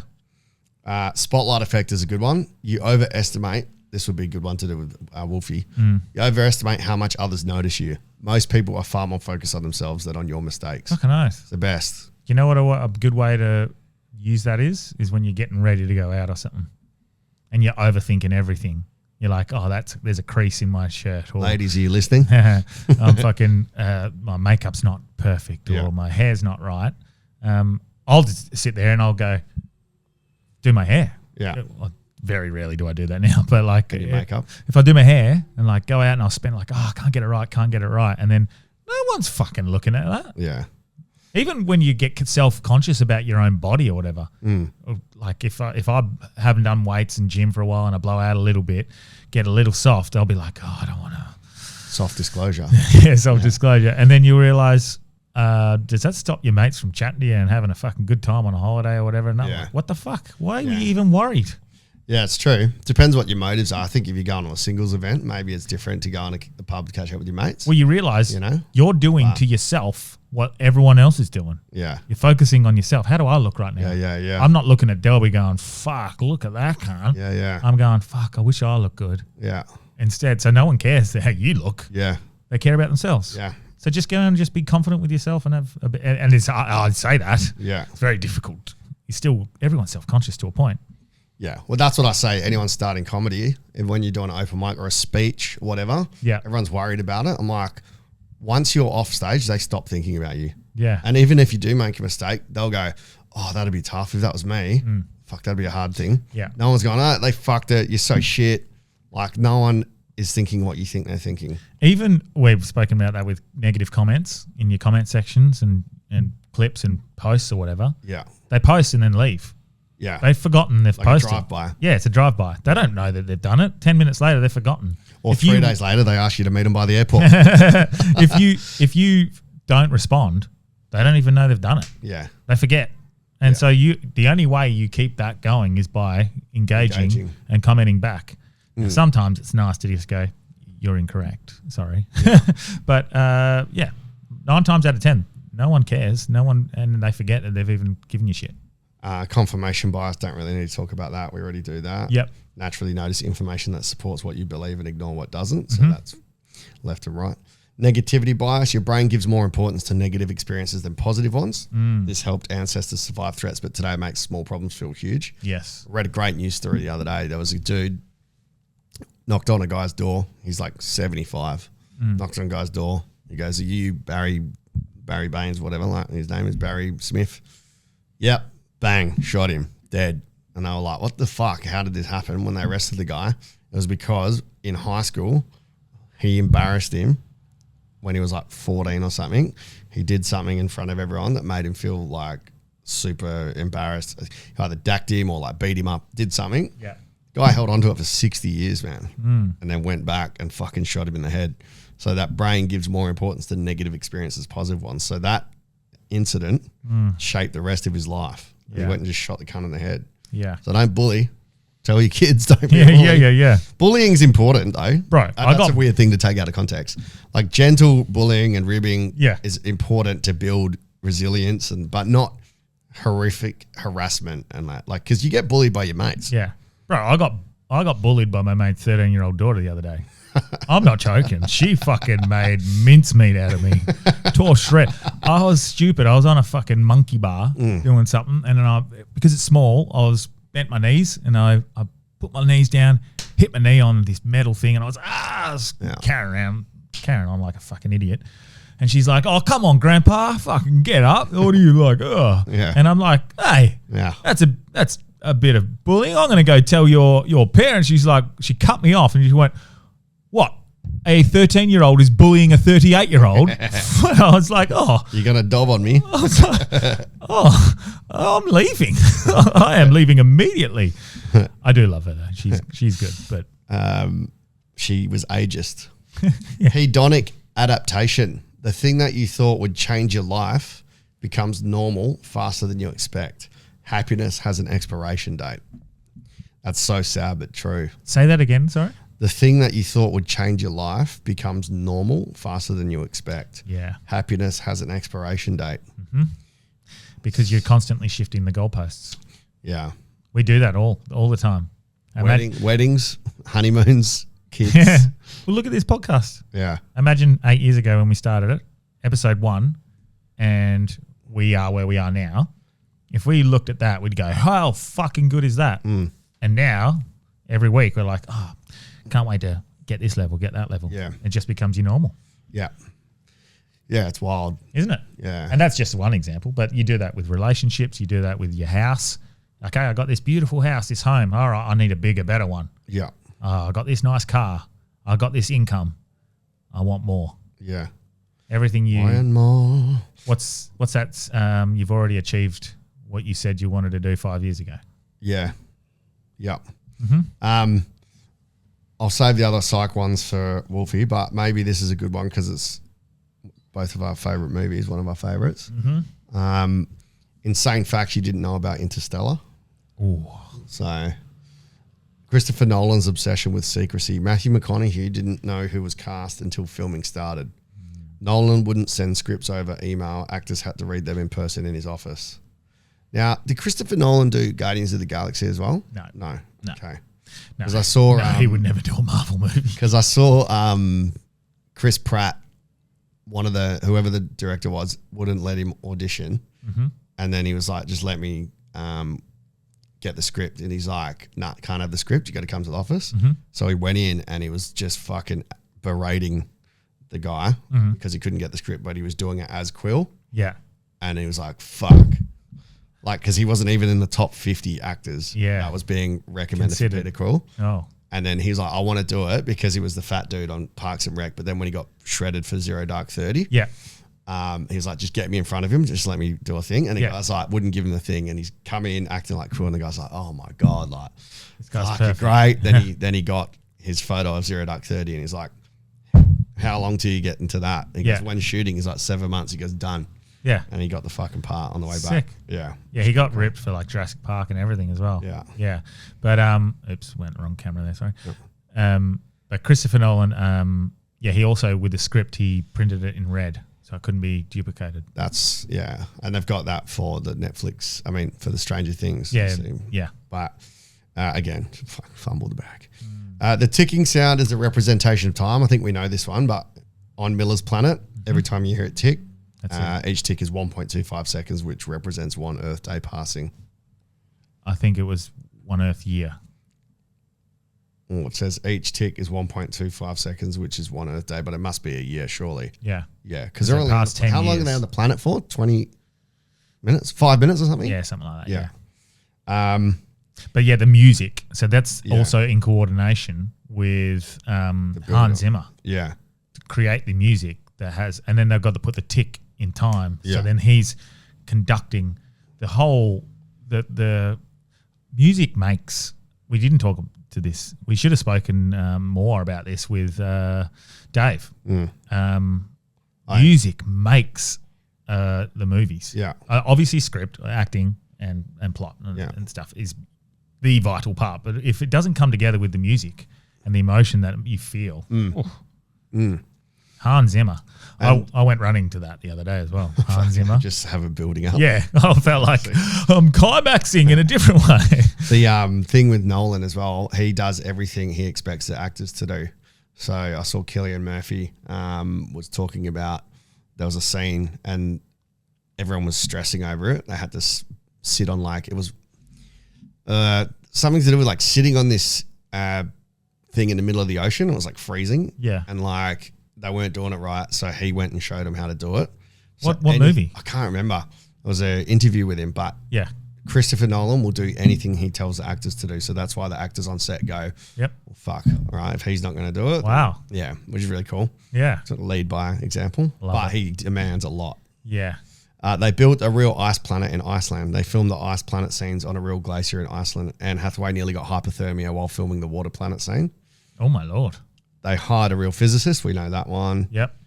The crying scene was done in one take. I've learned this, but this is a cool one just to reiterate. Yes. So Matthew McConaughey didn't want to rehearse the scene. It's not a scene about knowing the dialogue. It's about reacting. He watched the videos of his kids growing up and acted the scene in one take. Yeah. Because are they his actual kids? No. Does Matthew McConaughey have kids? I don't know. but I don't think they're his actual kids. The black hole nearly broke their computers. Some frames took up to 100 hours to render. Yeah. The visual effects team generated so much data that they made a scientific discovery on how light behaves near a spinning black hole. Really? Yeah. So they actually fucking simulated a hole and made a scientific discovery. That's insane. Yeah. I've got something I'm trying to find for you as well. That's incredible. That movie is next level. Yeah. It's just like, yeah. I don't know. Yeah. As an aspiring filmmaker, I look at that as this pinnacle. Yeah. Anything that Nolan does. Like The Dark Knight, man. Yeah. It's just good. Yeah. Hold on. I've got something cool that you might have heard about. Sorry, 1 second. I've got 7 creepy human facts if you want to end on that. Yeah, do that because I've got something cool. All right, so you might not have heard this, and do you want to we'll end yours on the creepy facts, all right, and then and I'll give you this one now. Okay, so I don't know how this has been put together, but have you heard the rumor of what's happening on August 12th in 2026? Probably year? Stranger Things episode 9. No, so apparently the Earth is going to lose gravity for 7 I've heard seconds. that rumor, yeah. Yeah, and August 12th. August 12th. Oh, I'm gonna. What time? Don't know. Because I'll be at Edinburgh Fringe, so I'm going to make sure I'm in a basement. Yeah. Yeah. But apparently it's like got a $89 billion budget set aside by NASA. And apparently, allegedly, NASA allegedly knows about it, but isn't telling anyone because it's called Project Anchor. And they're saying it's going to cost up to 20 to 60 million lives. That's the same as the Fremantle Premiership build. Yeah. Project Anchor is going to cost everyone life membership. It's never going to happen. NASA has actually denied it. They've denied it themselves. They've actually, NASA itself has firmly denied the idea that Earth will lose gravity and explained that gravity comes from Earth's mass. There is no mechanism in which it would just switch off for a few seconds. Only a major event on that day is, the only major event on that day is a total solar eclipse. Okay, well. Yeah, but who believes NASA? They said we're on the moon. Yeah, that's true. If there was no gravity for 7 seconds, does that mean that we would drown on our own blood or our lungs? Because we need gravity to swallow. And if we haven't got gravity putting pressure on our it's only 7 cells, seconds, I think would be okay. You reckon? I think it's more so everything just because the Earth rotation would still keep going. I think it's just a silly conspiracy theory leak, but well, if we lost gravity for 7 seconds, doesn't the Earth spin at some ridiculous speed? So it'll pop up and you just fucking catch up. Like it would just disappear down the road because the Earth would spin underneath it. Right? If there was no gravity. Yeah, I don't know how it would because it would go up and it wouldn't be relative. So yeah, there'd be no. I guess there would be wind and atmosphere though, still carrying you along. Yeah. So it would just be you would be stuck. You wouldn't be stuck to the ground. Yeah, that would be crazy because people would be like 7 seconds up. You'd go. Once it's off, you fall. You're dead. You're dead. Yeah. Just stay inside on August 12th. Yeah, but then even that, like, what happens inside? No, you just hit the roof, right? Yeah, you might do, but like, what else is happening? What's going on? Like, that'd be pretty crazy. I don't understand why it would switch off. I don't understand why someone would make up that conspiracy. That'd be a good way to promote a movie. Create some crazy fact and just have it spread and. Yeah, who knows? Just like Stranger Things. Yeah, yeah. Super Bowl. Look for the ads. Mate. Look for the signs. Oh. They did another. They're fucking with us, Delby. They did another Stranger Things ad. They fucked it so badly, man. They did another Stranger Things ad the other day. Why? For a Stranger Things experience. And they're toying with us. There's little things in there, and I'm like, fuck you. Yeah. Fuckers. Man. It still made sense. Like, why Will? Because he was gay. Well, is that the whole reason? Like, because he was weak? I've come up with this thing as well, like that I think now, even if they did do it, let's say they did in a week. They ruined it. They've waited too long. Yeah. You needed to do it like a week after and momentum. Yeah. So it is fucked. Yeah. They fucked it. Badly. Fuck that. Creepy facts to finish. Speed run. You've never seen your face. Only reflections. Never the real time version. I tend to agree. When I was on mushrooms, I got to astral travel. Look down at myself. Yeah. No, that's pretty random. Yeah. Your brain can hallucinate faces. In darkness, the brain fills gaps and creates people that are not there. Really? The brain, you hear your own voice wrong. Bone conduction makes your voice sound deeper to you than to others. Oh. Squirrels. Oh my God. Squirrels thinks he's normal. Your memories are not recordings. Every time you remember something, your brain rewrites it slightly. Oh, really? So your recollection, if you're of that memory. if we're discussing it, Yeah. and you're like, yeah, remember you did this, and then you turn it into the reality. Yeah, and it's also like the first time you remember it, and then the second time you remember it, you're remembering that memory. This is why So you're rewriting. I don't get how I don't get how the Bible is so flawless. If it's literally based off oral tradition. Yeah. I don't get that. Yeah. The Old Testament was done like hundreds of years in Judaism before the time of Christ, and then I'm like, how did they? I even ChatGPT'd. How did they find this? Was it like a golden book that they found that had all the truth in it? And even ChatGPT said no, it was just a bunch of oral traditions that were eventually written down by scribes. Yeah. Well. So like even the whole 7 days, it's not apparently. And I didn't realize this. The 7 days is not a literal 7 days. 7 was a number of creation. It was a special number that they have, which is why we have the week is 7 days, and they've done it specifically for that. Have you seen that the turtle shell matches up perfectly to months and days, like the mosaic on the back of a turtle shell? Really? Yeah. Everything is exactly like the same as a year, a month, a day. Like it all matches up, like but in a natural pattern. Yeah, because I'd always wondered. Again, another thing I've looked up, and there was no answer. Like, why are there 7 days in a week? Just because. Yeah. 7 was the number that was perceived as perfection. There we go. Yeah, there's a lunar calendar on a turtle's back, so it has 28 days. Yep. And then the 13. 13. Yeah. Because there's 13. There should have been 13 star signs. Yes. Yeah. Yeah, which is wild, hey? And then we'd have the perfect year with one gap. It's the 13 moon cycles. 13 moons, 28 days on every turtle shell. It equals 364 days plus a day of rest. Yeah. All indigenous people around the world knew the wisdom of the turtle and followed a 13-month calendar. Yeah. Because we're living out a cycle with what real nature and the way the ancients used to live. Yeah. In harmony with the seasons. Your brain predicts reality. What you see is a split-second prediction, not live input, which is pretty wild. Sorry, say that again?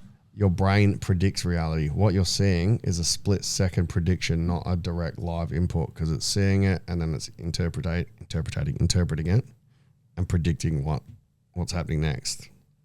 Oh. So your name grabs your attention. The brain prioritizes it even in loud or crowded environments. And that's it. There's some 7 creepy facts about us to finish with. Less creepy, a bit more just weird. But all right. Well, if you've listened this far, next episode is awesome. We have Roof Man. Yes. The real Roof Man and my friend who wrote the script and sold it to Hollywood. Yeah, so that was awesome. I did like that episode. And then we've also got who we got? We got anyone? Oh, and then Hayley Mary. When's Basil on? I got to confirm dates, but I'd say now next week and Danny, if you want to jump on with both of them. Cool. Are you going to jump on with Hayley? Depends. I'll have a look. Yeah. Yeah.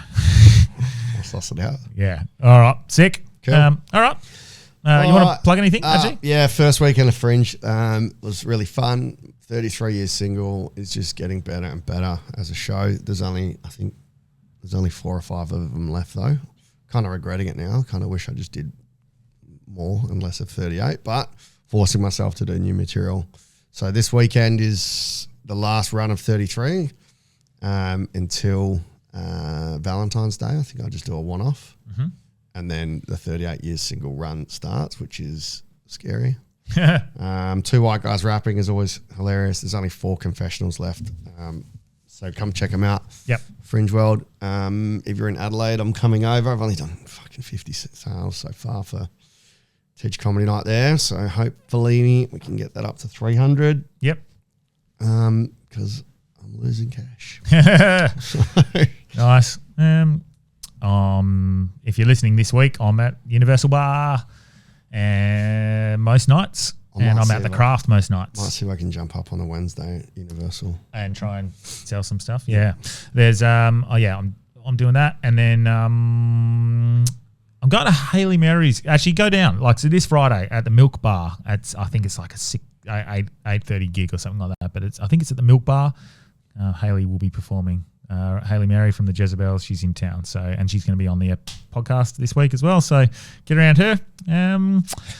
But yeah, sick. Good episode. Well done, Delby. Cool. 400 episodes. Fuck, raise the bat. All right. I was a bit disjointed. My brain's all over the place today. But let's enjoy your weekend. All right. Bye-bye. Right. I was going to say let's get hard.